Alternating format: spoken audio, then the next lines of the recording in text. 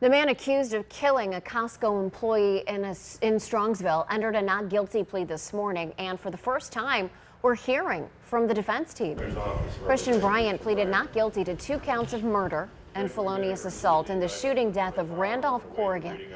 The judge kept Bryant's bond at $5 million. Prosecutors say Bryant walked towards the store's entrance with a gun and shot Corrigan multiple times when Corrigan tried to stop him from going inside.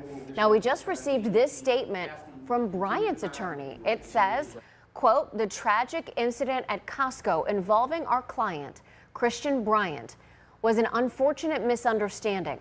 Christian acted to defend himself after Mr. Corrigan approached him with a knife, which he is entitled to do under the law. His behavior before and after was not indicative of the person who intended to do anyone harm.